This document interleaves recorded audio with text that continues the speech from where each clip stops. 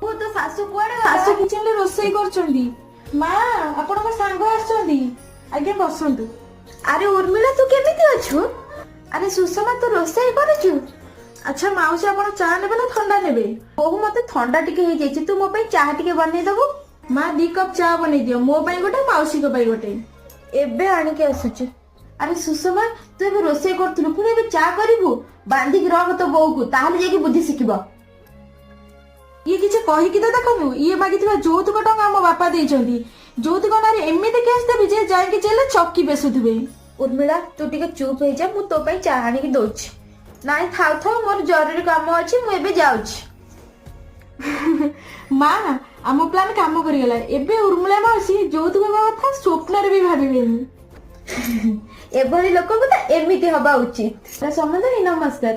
ମତେ ଯୌତୁକ ଦରକାର ନାହିଁ, ମତେ ମୋ ଗେଲି ବୋହୁ ଦରକାର।